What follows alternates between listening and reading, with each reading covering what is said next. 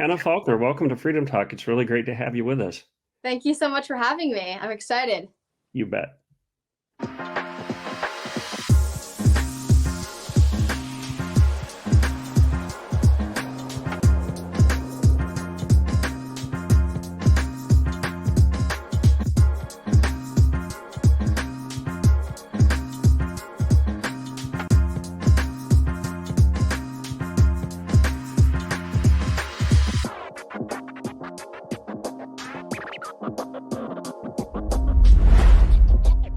So, Hannah, I first learned about you at Reawaken America in Las Vegas.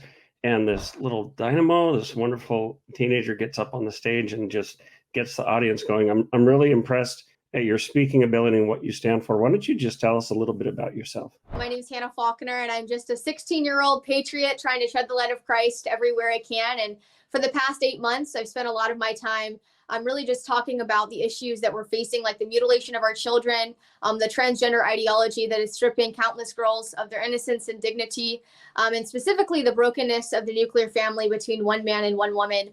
In January, on January 28th of this year, I actually held the first Teens Against Gender Mutilation rally with Chloe Cole. She's an 18-year-old or now 19-year-old detransitioner going through full-blown menopause from what the medical industry has done to her.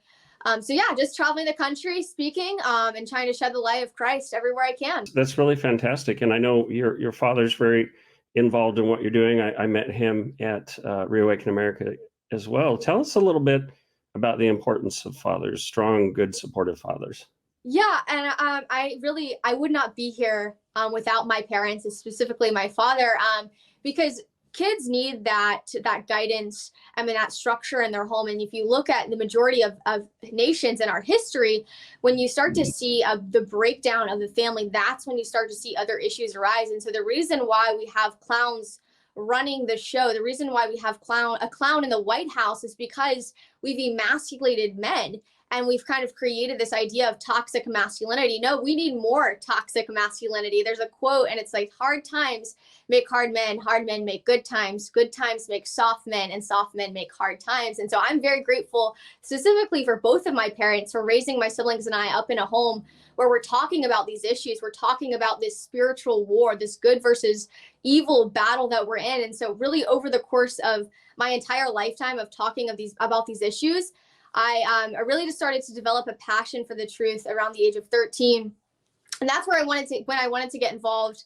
And it was totally a God thing. Actually, a lady with Turning Point USA came to my homeschool tutorial and was just talking about Turning Point. And I quickly started a Turning Point chapter and got involved. But it really wouldn't have been without my parents talking to my siblings and I about these issues and sitting down with us 2 to 3 hours a night, or at least a week, watching a documentary, watching the news, and just discussing what's happening. Because I really think that's the issue with our country, our world right now, is parents have a disconnect from their children's hearts, and they wonder why they go off to college and lose their entire moral compass, and it's because they didn't have their kids' hearts. So my message to parents, my message to fathers is to grab your kids' hearts, have a relationship with them. It's just like our relationship with God. It's not all beat down and regulations. Of course, we have to be disciplined and we have to have structure, but love on your kids, have a relationship with them, and just educate them on what's happening in our country. Yeah, for sure. I'm a father of 5. And they range from 23 on down to 8. You met my daughter Eleanor. You saw my 2 youngest sons, and gosh, I'd like my daughter Eleanor to. She loves Riley Gaines. You were there in Columbia, Tennessee, speaking with Riley. I know she'd love you too. I don't know if she got to hang out with you, but it's so encouraging for me, Hannah, to see younger people who are on fire for their country, and it gives me some encouragement because the world, I've kicked off this series, Fathering in a World Gone Mad. Truly, we feel like the world has gone mad. Morality's been turned upside down. It's kind of a pseudo-morality. And you talk about toxic masculinity. I talk about tonic masculinity because it's the tonic or the cure that the world needs, because a real man is a delight. A real man is someone that a young woman like yourself would aspire to find someday and have a good marriage with a strong, tough, yet tender man. But what's really toxic are these males who are weak, who will attack other people for being strong. that aren't walking in what God intended for males to be. And I actually just posted today an article, Weakness is Not a Virtue, about this parody that people set up, the straw man of what they think a toxic man is. And I'd say, that's not a real man. That's Yeah. a man child, So thank you for speaking out. I'd like to hear more about your journey and how you got started in this and where you see yourself going. Yeah, no, absolutely. I just want to say real quick, the term toxic masculinity, I always say what's actually toxic, what's true toxic masculinity is a man posing as a woman and forcing himself into women's locker rooms and bathrooms. That's real toxic masculinity, and that's bigotry. And listen, here's the thing. I always tell people, women don't want weak men. They want strong men that will protect and provide for them. I don't know if you saw the poll, the liberal poll of the woman going viral on TikTok for saying that she couldn't find any masculine men, that all of the masculine men she found were just misogynistic conservative men. And that literally just proves the point that women don't want a beta soy boy. They want real men that will protect, lead, and provide for them. And that's what our world needs. We need strong masculine men. Yeah, even if they think they want the man, the soy boy, the weak man, like I was mentioning to Dave Hurt yesterday or the day before, no woman wants a man who's going to hide behind her if somebody's breaking into the house, or that let's say the family gets stranded in a snowstorm, that's going to sit in his chair and seat and cry and say, oh, we're doomed. They want strong men who can display that male strength when it's necessary. But also, we're talking in our Fathering in a World Gone Man series about what a real man is, that a real man is steel and velvet, strong and tender. So I hold my kids on my lap. I love on them, but they also know if they get out of hand with mom, they're going to be in trouble with dad, That's right. So a Papa Bear is cuddly, but also, we are Papa Bears. So. Yeah, no, you're exactly right. That's something I'm so grateful for my dad really just showing love and truth.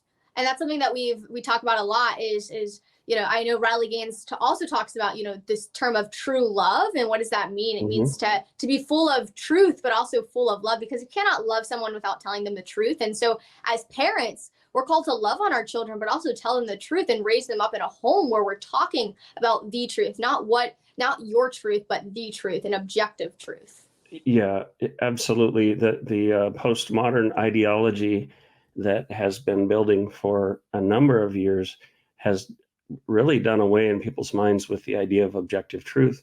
And yet you can't escape it, because you can say, well, there is no objective truth. Well, is that objectively true? It's self-defeating, but we need to get back to right and wrong. And another thing, Hannah, is that for too long, people have been afraid of the left, of being labeled a homophobe or this or that. And we know very well that we're not those things, to the point of absurdity. Like, I'm not anti-black. Some of my best friends are black. Oh, well, that's a racist thing to say. Really? What? Like, I've been called anti-Semitic. My great-grandfather was named Israel. I think we're not anti-Semitic, but the one thing I want to ask you, Hannah, is what kind of a reaction have you gotten from your peers? I mean, outside the homeschool groups, outside sort of your tribe, do you get some pushback from people for your views? You know what's interesting? We always expect pushback from the other side. We expect pushback from the Democratic Party as conservatives.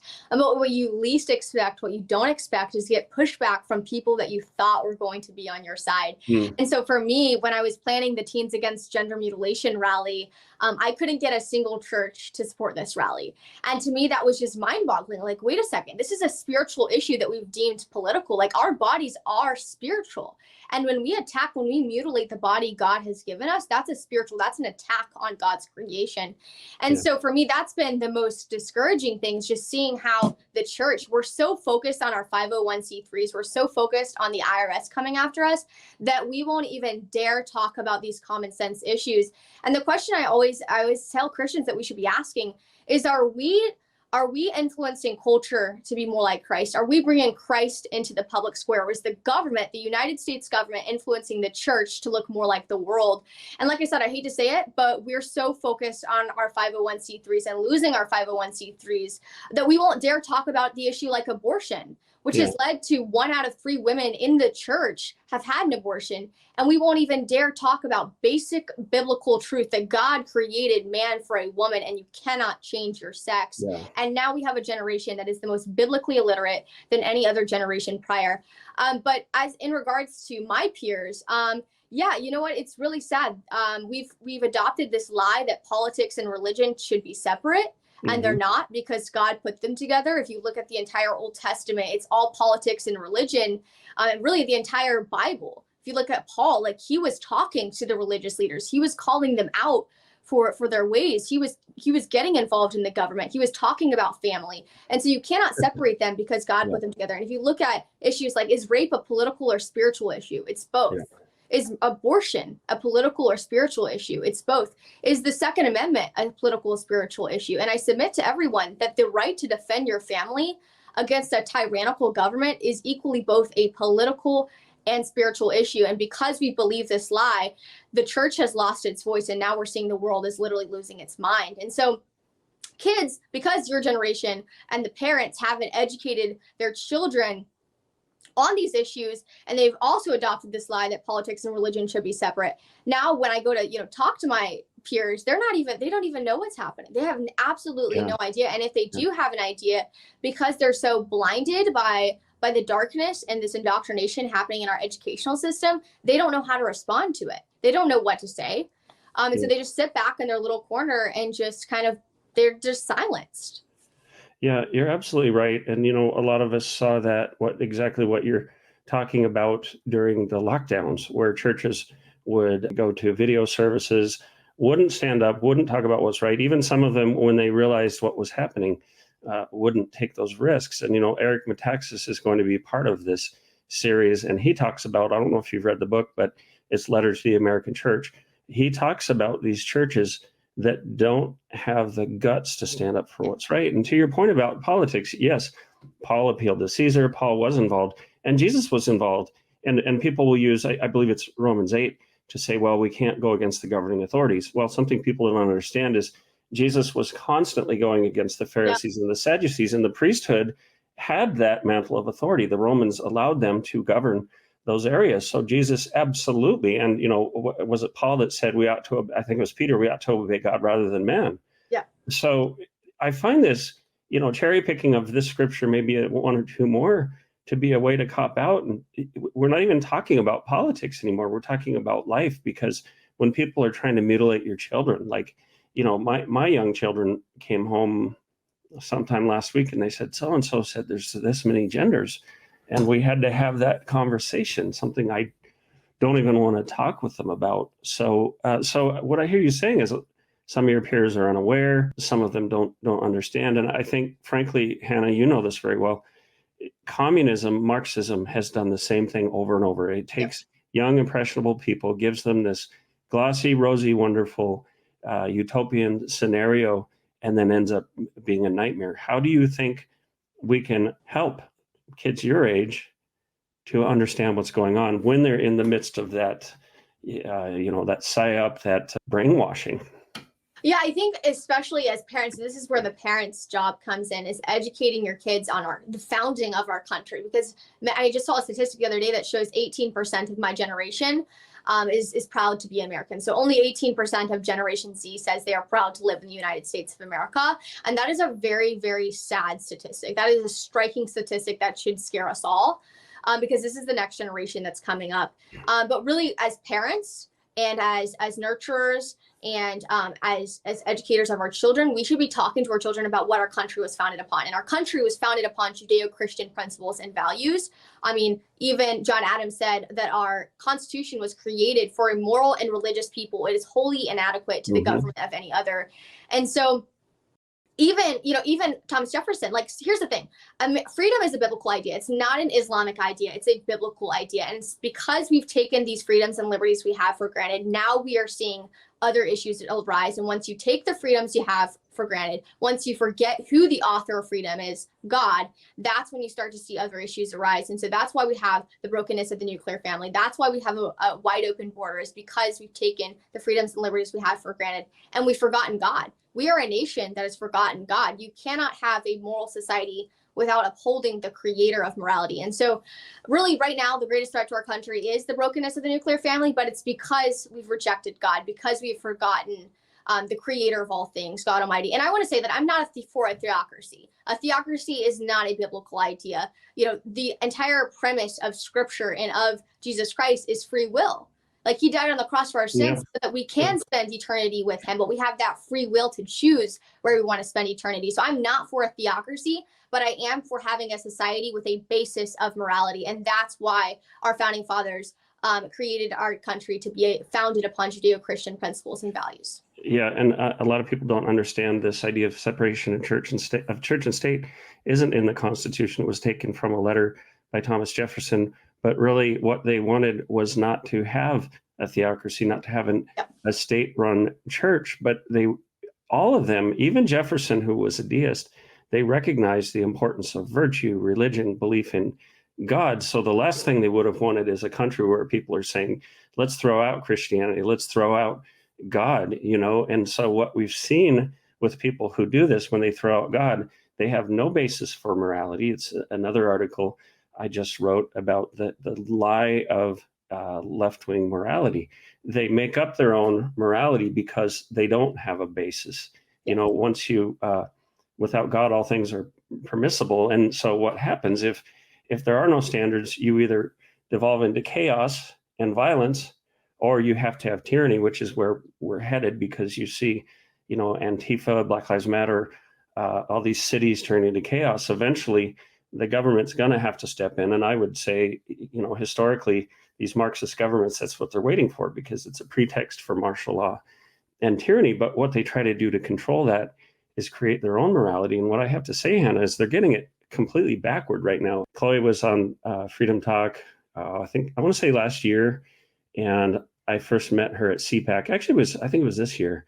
Just a wonderful, sweet gal. We still talk on social media, and wow, she just has a radiance that shines from her, and it vexes me that she gets persecuted, that she gets threatened simply for saying what happened to me has really hurt me, and I don't want that.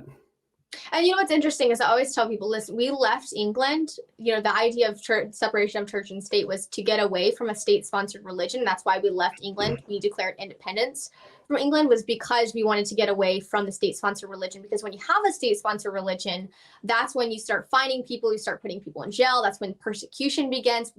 Regardless of what the religion is, that's when you start persecuting people for what they believe in, and you leave free will out the window. And so what we're seeing right now, even just using Chloe Cole's example as her story, right now what we're seeing is a state-sponsored religion from the United States government being pushed onto the people. And that religion really is LGBTQ religion. And I call it a religion because it is. Just like I worship the God of the Bible, they worship their hedonism, their sexual morality, and their own bodies. And I get a lot of pushback for that, but it truly is a religious cult. And I don't think we're going to get anywhere until we call it that, because they've successfully branded themselves as a civil rights issue, deeming that they were born that way. So we just have to accept them. But we're all born sinners, but we truly choose whether or not we're going to live a moral or immoral lifestyle. An adulterer cannot go home to his wife and say, sorry, wife, I was just born this way. Like, no, we're all born sinners. Choose what we do with our lives and how we're going to live our lives out. And so, what we're seeing medical professionals who we're supposed to trust lie to our children and tell them, just like Chloe Cole, that if you don't feel like you were born in the right body, then maybe you were created to be the opposite sex. Maybe you should seek hormones and surgeries to change who you're created to be, because that will leave you happy and more fulfilled. But we know that that's not true.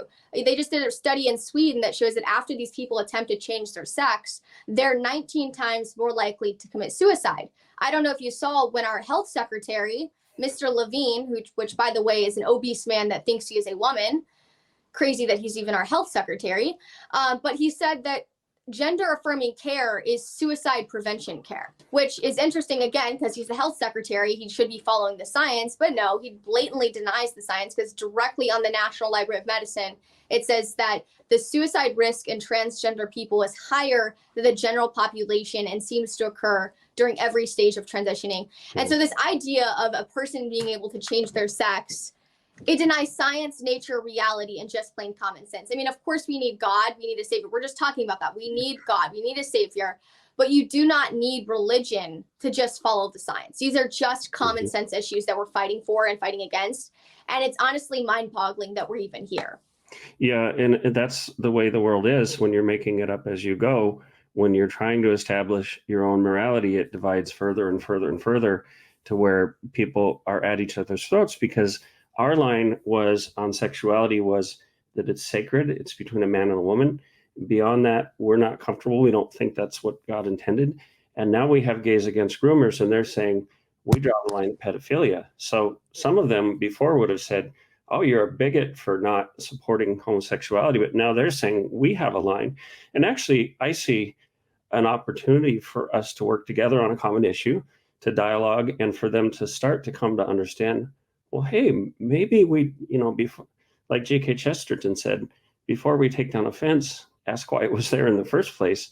So it's a tricky picture. I never would have imagined when I was your age and in high school, I never would have imagined the world would be like this. And Yeah. in fact, sometimes we'd go hear sermons at church and they talk about the end times, and it looked very much like this. Like I said, I'm encouraged. I sat down in a coffee shop in Columbia, Tennessee one day, and there were these two young ladies sitting next to me about your age. And the one gal was tutoring the other gal, and she was talking about science and that there's really no conflict between science and religion. And that's a piece I'm going to do in the Fathering series, and I've studied it a long time. And I just had to talk to her. I said, you have got it right on. It's so good to hear that. And I see some brilliant young people, and truly you are the future. But how do you feel about your future? I mean, because when I was your age, kids sneaking some pot and sometimes harder drugs and things, that the problems were still serious, but they weren't near what they are now. I mean, even like the bad kids in school would have said, oh, there's no way you can, you can't cut off a boy's penis and call him a girl. Do you have times where it's just kind of depressing or discouraging? Yeah, I mean, it is. I vividly remember driving down the road the other day, just thinking in my mind, how in the world did we get to a point in society where we have people leading our country that will deny what a woman is because they're not a biologist, where we have enlisted a health secretary who's fat and thinks he is a woman, where we have kids demanding litter boxes be placed in their bathrooms? Like, how in this world how did we allow our country to become so debased? And it's like, how are we going to recover from this? How can we say God bless America when we've allowed our country to become this way, to become a nation that hates God? Like and for instance, the Democratic Party represents everything God hates. Like everything the Democratic Party represents, God hates. And so for me, it's like, whoa, like, what are we going to do? Well, we've got to be bold. We have got to take a stand. We've got to be like Josiah and Daniel when they were one of the only ones standing on basic biblical truth, no matter how hard the persecution got. They stood firm and they did not back down. That's what we've got to do. We've got to raise up this next generation to be warriors, to be kingdom warriors for Christ, and to not be afraid of what they're going to say. Remember, you mentioned something about how we're afraid of these terms like homophobic or racist. No, those are just terms that they use to discredit what we say so that everything we say doesn't matter. Yeah, you're right. You sound like me in a lot of ways. We talk very similarly. And frankly, we have to stand up and be who we are. I want to play just a clip from the Fathering series about it. And one thing that I want fathers to do is lead their families. I was talking to my wife on a walk this morning, and I said, we not only need to say, men, you're good enough, you're just as good as women, blah, blah, blah, or you really contribute to the family. We need men to step up and say, I'm going to lead my family. I'm going to lead in a masculine way, which, by the way, is not this parody of, the belly scratching beer belching, troglodyte. But that actually patriarchy is a good word. It's kind of a neutral word. It just means reign by men, or leadership by men. You can have a benevolent patriarchy. God is a benevolent patriarch. Well, he's neither male nor female in reality, because he's not a physical being, but he depicts himself as a father. And that ultimate image of the father is strong, a good combination of strong and tender and merciful.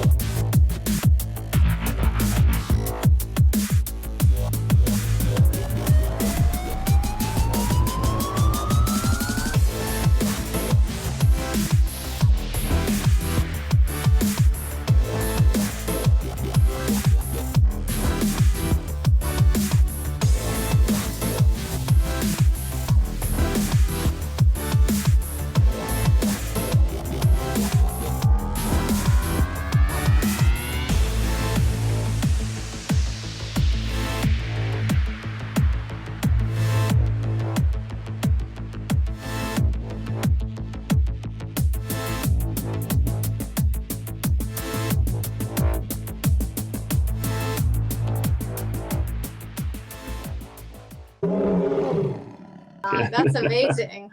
Yeah, it's a great series. We've got a few of the talks up already, and they come with study guides with questions to think further. A free copy of my guidebook for son, which I gave you. Yes. And it's not only for sons, but Yeah. it's good for everyone.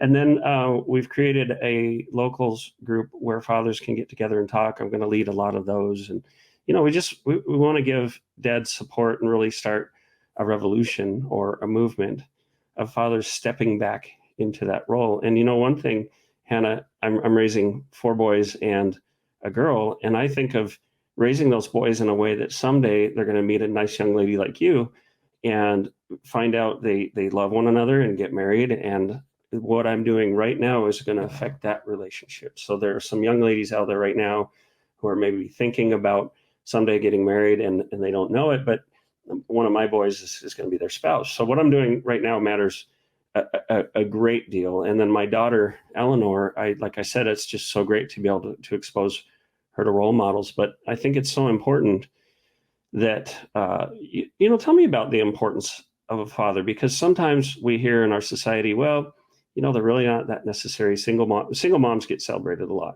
I never hear single dads being celebrated, except maybe in, what was that movie with Will Smith where he was trying to sell those machines and he was a single dad. There's just very, very little talk about the importance of fathers. But tell me why a father's important. I actually just saw a statistic the other day that said that after you remove the father from the home, that's when drugs, crime, homelessness, the ability to be incarcerated, all of these things skyrocket, because now they do not have that leader in the home to provide structure. And the mother and father, listen, men and women need one another. And when a man and a woman come together, they make such a powerful team. But when you remove the father from the home, that leader and the one that's supposed to provide that guidance, that's when you start to see things crumble and fall apart in a family. And so I think as a culture, we have to recognize what are our God-ordained roles as men and women. Well, men are called to lead.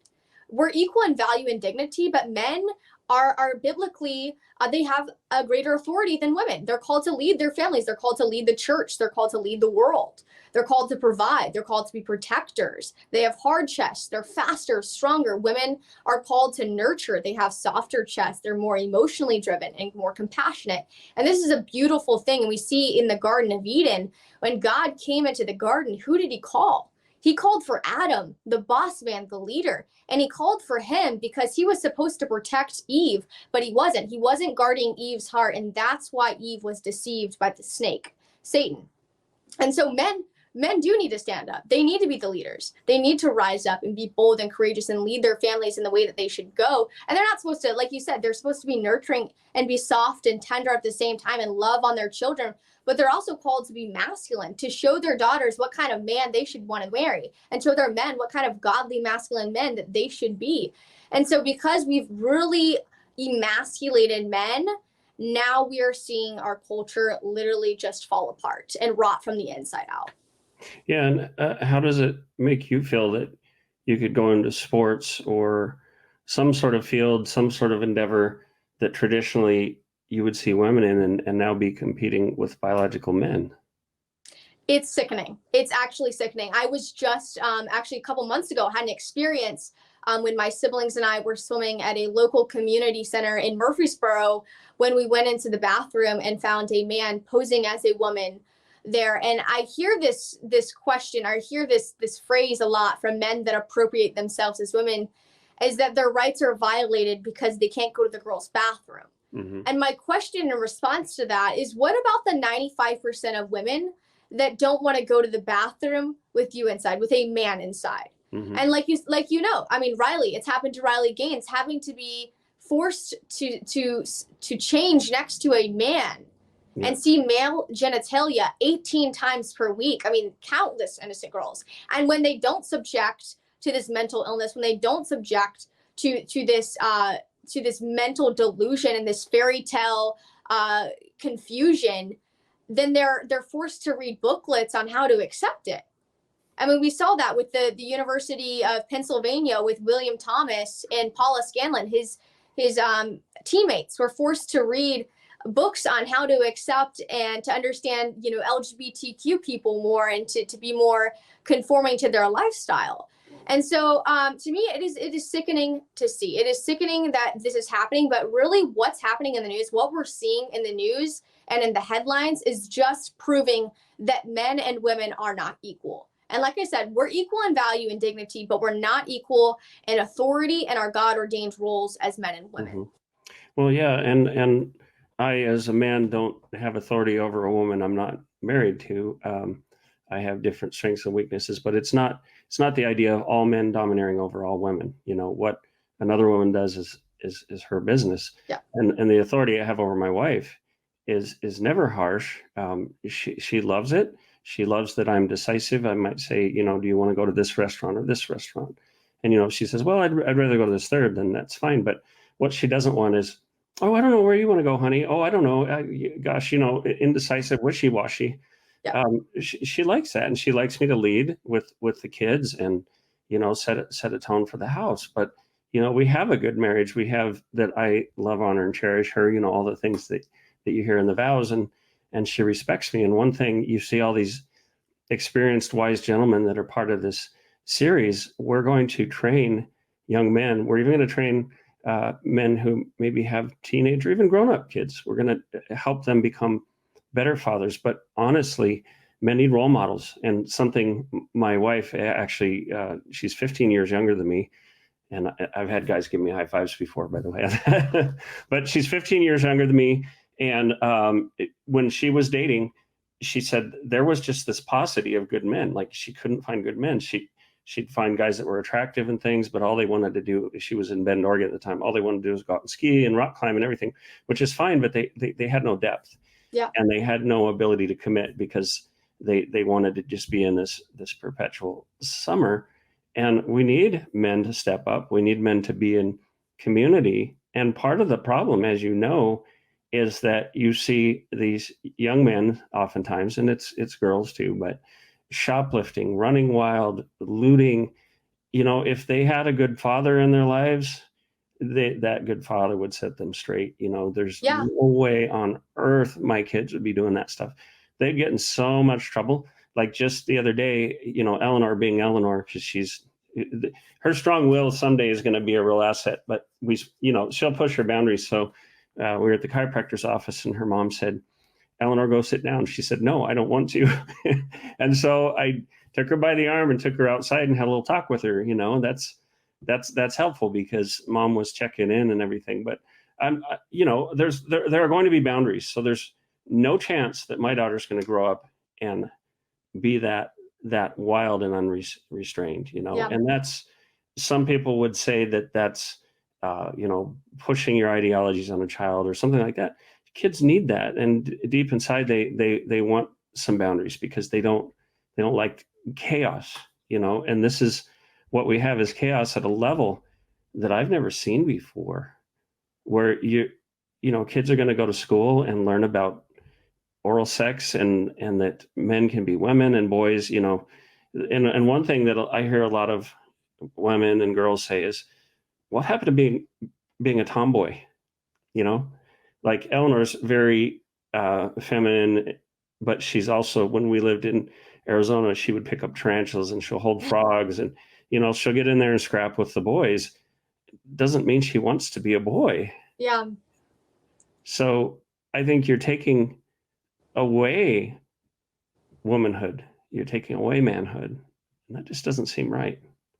No, it's not right at all. And really, it all goes back to families and parents and fathers having a connection with their children's hearts. Because if you look at the majority of these detransitioners coming out, if you look at the majority of the people that you're talking about, shoplifting or looting or committing all of these crimes or having abortions, abortion. The majority of girls going to get abortions because they have a teen pregnancy is because the dad is not involved in their life. And the majority of these kids that are detransitioning is because their dad was not involved in their life, telling them, look, you were created to be a woman. God created you to be a man. Let's talk a little bit about natural rights, because this idea goes back a long ways. Some people call it God-given rights. Thomas Jefferson talked about nature and nature's God and natural rights. So the whole idea behind natural rights is that we have a certain sovereignty over ourselves. We have certain God-given rights that no one can infringe upon. Otherwise, it's tyranny, basically. I do not believe that we have a natural right to claim that because of certain choices we make, like that, now I want to cut off my genitals and you're going to deny biology and give me these new pronouns and things. I don't see that as a natural right. I see that as a choice. And I think another person has a natural right to say, well, I respect science. I follow the science, as everyone says. So there's that. But I've also heard about my body, my choice. So people talk about masks, vaccines, and they say, hey, this is my body, my choice. And of course, the abortionists come in and say, well, see, we told you it's the same thing. Well, it's not. And here's the difference, because I do have a natural right to say, you're not going to stick a needle in me. You're not going to put an untested product in me. You're not going to cover my face, especially when there's plenty of science saying not only it doesn't work, but it can be harmful. But the difference is that child growing in the womb has natural rights. It has a right to live. And as much as people try to spin that, and, for some time I was on the fence, Hannah, I'll be honest, because I don't like the government getting into people's lives. So for a while, I talked about free life choice, basically, like morally, we ought to be preaching against abortion. We have to do everything we can to convince them, but ultimately they have to make that choice. But as I've thought about it more and more, Yeah.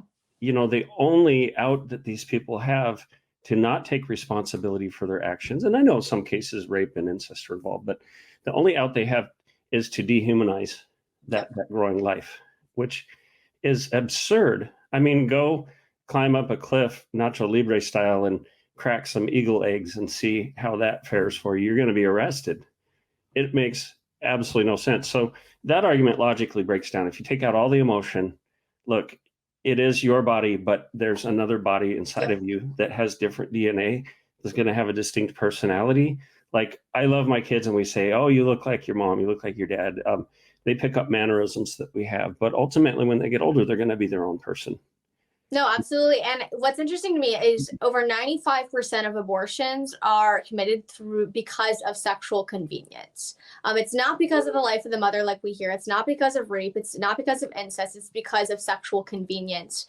And so, like you said, scientifically, it is not her body. There's another body inside of her body. And you make that choice. When you walk into the bedroom, you are making that choice. You're making that preconceived notion that there's a possibility you might get pregnant. And here's the thing, the best way to solve abortion, the best way to reduce the abortion rate is by promoting sexual purity.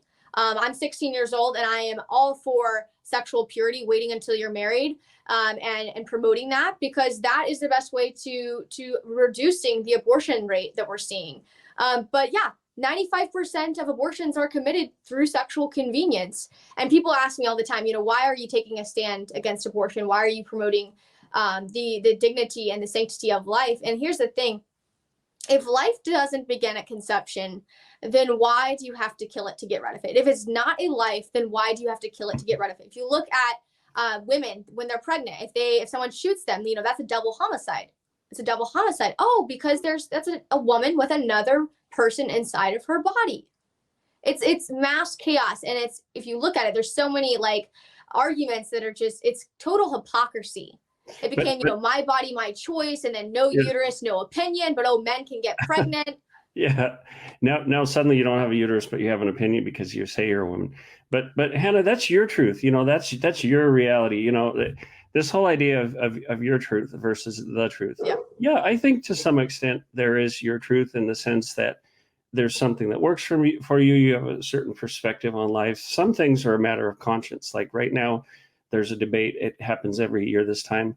Some Christians say, Halloween is fine. There's nothing wrong with it. Others just, Christians say it's demonic. It's sort of like the Apostle Paul with meat sacrificed to idols. Some things are a matter of conscience, and you have to respect other people's conscience. But this whole idea that everything is subjective and there is no objective truth, it's just not the case. So, logically, those arguments break down. However, in this postmodern generation, and in your generation, we can't always appeal on logic. And I try that, and I can logically win an argument, but inevitably, people who are stuck on their worldview and what they want to be right will just say you're misogynistic, or well, they'll just they'll stop arguing and just say, well, you're a hater. Yeah. So I don't quite know always how to get through to people like that, but I will say sometimes I have hope, because when we were in Tucson, we had our family at a coffee shop. We took a stand on the lockdowns. I got a lot of hate messages and things, and when I stood up for school kids and they're right not to wear masks and different things, I had high school students sending me nastygrams, and most of them, it was interesting. One girl said, "Y'all white bitches are racist." I was like, wait a minute, do you understand what you just contradicted yourself? But then there were a couple where I had a little hope, because one gal said, I disagree with you, but I want to know why you believe what you believe. And we actually ended up having a good conversation. And there were a couple times, like this younger couple from Silver City, they were originally from Seattle. They had been liberal left-wing for a long time, and they started to see things. And she actually said, and I have that recording, it was just an impromptu interview right in the coffee shop. She said, my dad was always conservative, and I'm starting to think he was right on some things. And it was just this beautiful conversation. And they still had that look, semi-hippie kind of look, and I'd say, they weren't your age. They were more like maybe early 20s. But, I want to ask you, even at your young age, are you seeing an effect when you go out and speak in the work you're doing? Do you see people starting to open the door a little bit? Yeah, absolutely. I mean, I don't even know who you're voting for in the presidential primary, but even on just the topic of Trump, I'm a Trump supporter. I believe that he's the only man for the job. And we could talk about that if you want. But for instance, I went to an event the other day, and I asked them, I was like, hey, how many of you guys are Trump supporters? And only like 5 to 10 of them out of like 100 people raised their hands. And I was like, listen, and by the end of this event, we will get your minds changed. And so we talked about it. We said, hey, why are you voting for DeSantis over Trump? Why are you voting for Vivek over Trump? And so by the end of the meeting, they were all Trump supporters. And I think I try not to express opinions on my show here. What'd you say?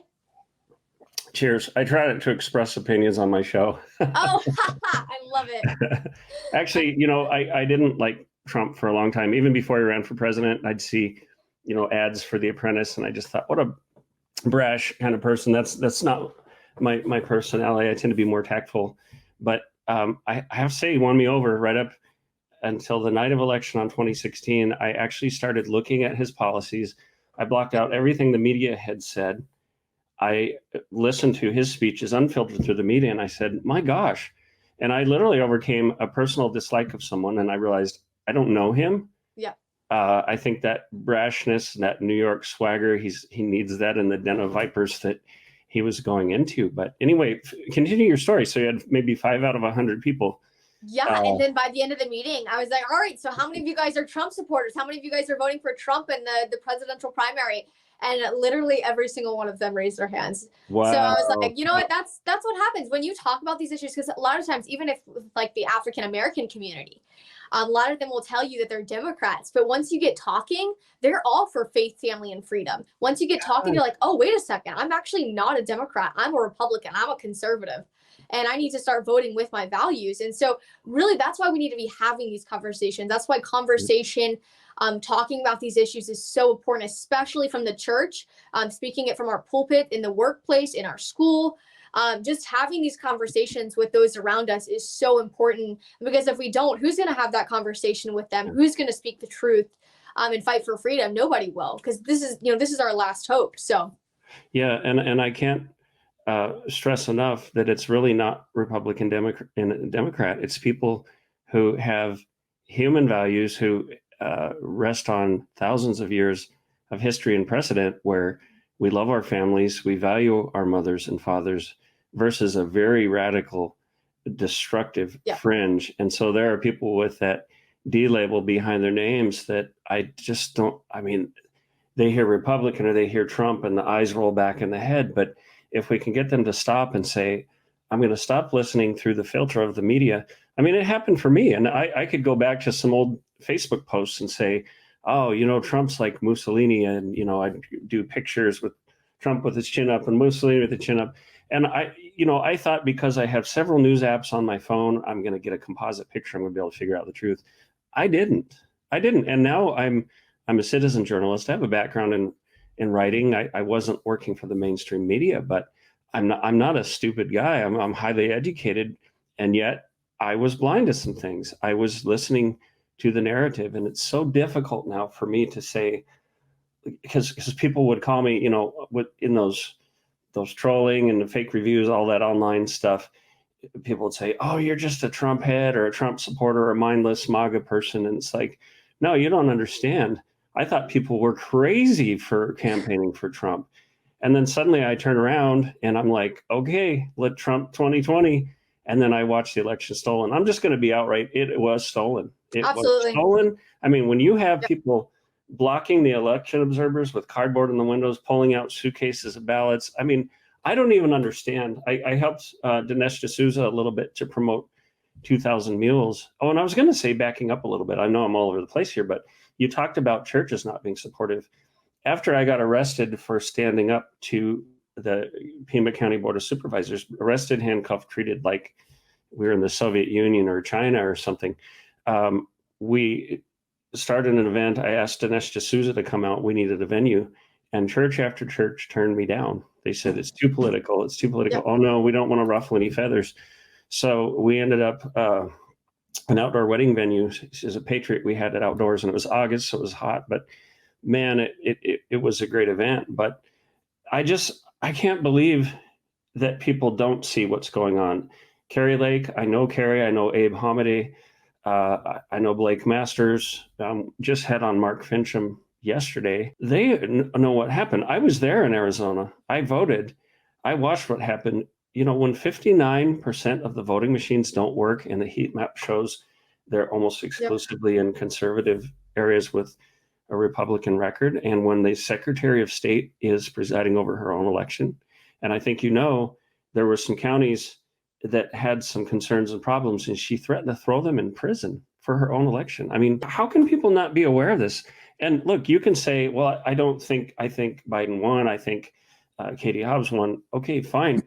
But don't you have any problem? Don't you want to have election integrity? Because don't you want a level playing field? Mark Fincham talked yesterday about, I said, being an election denier. And he said something, not election skeptic, but just basically someone who wants to know, who wants to get the answers. Is there anything wrong with asking questions about an election?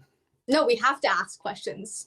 we have to ask questions. And I mean, I don't know what your thoughts are on MTG or Matt Gaetz and what's going on with the whole Kevin McCarthy. Do you have thoughts on what's happening with Kevin McCarthy? Are you a Kevin McCarthy fan? I mean, assuming you're not a Kevin McCarthy fan, but. No, I'm not. And I'm good friends with Eli Crane. And, I was very disappointed. I like Newt Gingrich for a lot of reasons, but yeah, he referred to those, including Eli Crane, as traitors. And, if I was standing in front of Newt Gingrich right now, I'd say, Newt, you were great in the 80s. I love your books. You haven't been in combat. You actually got a deferment during the Vietnam War. How dare you call someone Eli Crane a traitor? The man was a Navy SEAL. He's dedicated. I know him. I know his heart. He's a great patriot. And you know what? Newt, we need more people voting on their conscience. And what Eli did and does is he listens to his constituents. Yeah. He's like, I can text him. He's available, and he's a busy guy. But like what I saw, Hannah, and granted, on my social media, maybe I'm preaching to the choir a bit, but I didn't see anyone who was rah McCarthy. I think the people, at least the conservatives, really didn't want McCarthy, and these politicians pushed him through. So I have to applaud Matt Gaetz, Eli Crane, and the rest. I have to applaud them, because this is what the people want. We don't want politics as usual. We don't want damn deal making. We don't want these political tricks. We want our representatives to be real people and to say, I'm listening to my constituents. No, I don't know better than they do. I represent them. I listen to them. And this is what politicians forget. Yep. They get in their ivory towers. And, when we here, I'm going off, but you got me started. But when Dinesh D'Souza was coming out, it was quite a stir for Tucson. It was a big thing. And I said very publicly, every time I would mention this, I'd say, political candidates and office holders are welcome, but you will be expected to clean up afterwards. You'll be expected to be ushers, because I want you to show that you serve the people, they don't serve you. And, I was very busy, guiding security, making sure everything was okay. Sure enough, most of the candidates and things sat in the front. And one of the candidates who had said, oh, yeah, I'm going to be the first one with the broom, didn't help out at all. And later said, well, I was needed to talk to people. And I just thought, you missed the golden opportunity to show you serve. So long-winded answer, I think, why would somebody like Eli do this? Because it's not going to help him with his peers. It's not going to help his career. It's a risky move. He did it because he's a man of integrity. So, Newt, I love you, but you need to apologize. And look, sour grapes, crying over spilled milk, it's not going to help anybody. How about you look at the positive and say, hey, you guys were convicted. I don't agree with you, but let's move forward and figure this out. And now we've got all this immature, childish arguing. The American people don't want that. We want our representatives to do their damn job and get along, because look, if we're fighting each other, how are we going to fight the left? Well, I think here's the thing.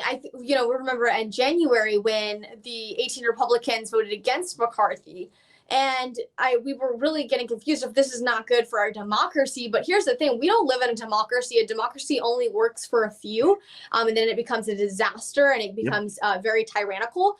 But we are in a constitutional republic. We live in a constitutional republic where debate remains, and we need to debate. That's where change happens. When we're debating, that's when change is going to start happening. And so I'm very proud of Matt Gaetz. I'm proud of the other 8 that are standing with him, because Kevin McCarthy did a couple good things. He kept a few of his promises, but he only did that because Matt Gaetz, Lauren Boebert, and all of them fought him.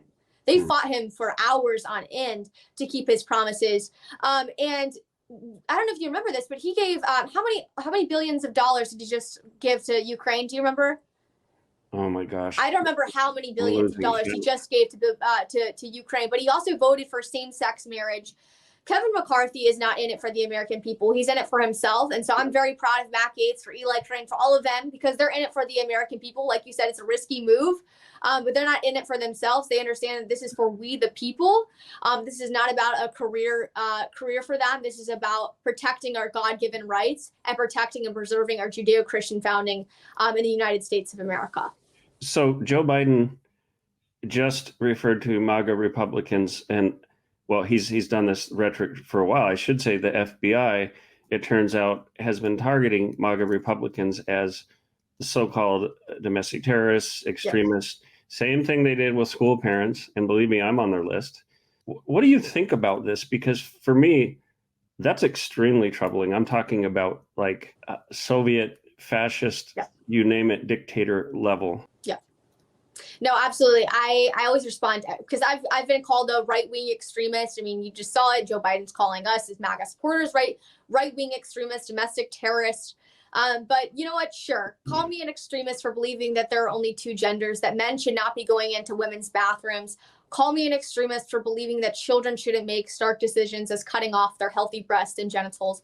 Call me an extremist for forcing me to wear a mask and vaccine and call that and take a vaccine, call it for calling that communism. But what's actually extreme is you think it's okay for men to go in innocent girls' bathrooms. What's actually extreme is that you think children can make decisions like cutting off their breasts and genitals. What's actually extreme is denying the science and plain common sense. And I always say they are the real extremists. We're not extreme. We just follow the science. We just follow plain common sense. And like you said, when we are not governed by God, just like William Penn said, when we are not governed by God, we will be governed by tyrants. And because we have abandoned a basis for morality, now we are seeing that these things are happening. Yeah, I commented on somebody else's post on Instagram the last time I checked. About 1,500 people had liked it, which is pretty rare for just responding on someone else's post. But the gist of it was, we're not right wing. It's just that the other side has gone so far left. Who moved? I mean, that was the gist of the comment. And when you're left of Mao, everybody's going to seem right wing to you. But what I'm seeing is, like, look at Dave Rubin and other kind of classical liberals. Some people that we thought of as left wing, or actually we would have said liberals. Now there's this bell curve, but a lot of people are in the middle. And it's the fringes over here. They're constantly talking about the extreme right wing, and there's a few out there that are extreme. They're unbalanced, right? Most people aren't that way.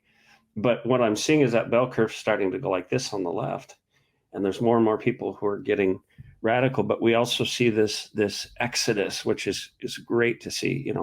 People going. Bill Maher, that was the talk show host, but like, I don't agree with a lot of what the guy says, but he has enough common sense to say, look, this is getting absurd. These people over on the left, they're getting absolutely absurd, and I applaud him for that. But yeah, who moved?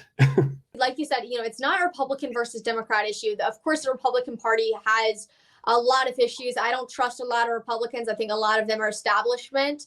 But you have to look at the heart of the issue. What party is the one voting to put men in women's bathrooms? What party is voting to leave innocent babies after an attempted abortion to die and suffocate on the table? What party is voting to encourage children to mutilate their healthy breasts and genitals? That's the Democratic Party. The Republican Party represents life, liberty, and the pursuit of happiness. The Democratic Party represents crime, homelessness, drug addiction, and they represent death. So you just have to look at the heart of the issue and stop voting Democrat.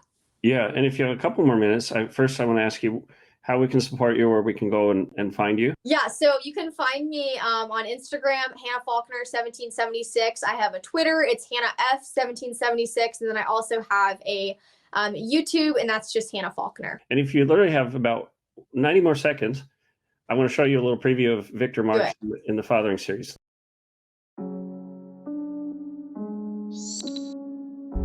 Parents, those of you who don't know me, a nickname is I'm the pedophile hunter, and we do work overseas. Different parts of the globe, but here in the U.S., we actually started a task force. So I'm telling you from practical real life, abundant real life experience, from helping get women and children back from ISIS to, messing up cartel action to stuff in other parts of the country I can't even mention. But I will say this, don't look for the white van to open up and grab your kid. The biggest problems you're going to encounter are the phone and the computer. That's the two biggest, phone and computer. The next will be someone you know. It'll be a relative, a neighbor, a kid's boyfriend or girlfriend. It's very easy to look way off and think of extremes. Those do happen. What you have to be aware of is your child being groomed by somebody online, and I'm talking even gaming. I just got info from the FBI saying there are groups targeting children to get them to provide nudes and videos videos of them. It's happening widespread. You know, last year, 33 million in the US, there were 33 million transfers of child sexual abuse material. Out of 33 million known tips of this stuff, only about 300 got prosecuted. The police are not the answer. 911 is not the answer for your children. It's you. If your kid wants to be on a cell phone or a computer, let them sit at the table. There's no shame in that. Not their back to you. If there's something they're trying to hide or uncomfortable with, they shouldn't be on it. When they say, that's my own privacy, you just go, yeah, not these days, not in our home. I'm not going to check anything unless I get a ping about a word or something that comes up or an image. But folks, please, it's the phone, it's the computer, it's someone you know that will try to compromise your child by grooming them, getting them to feel comfortable. And then, of course, as always, it's the outside predators.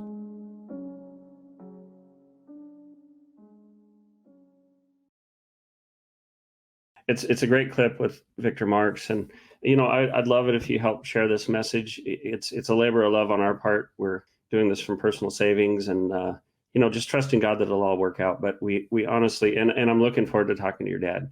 We need fathers to come together. We need families. We need young people like you. I'm so happy you're here. Thank you for everything you do.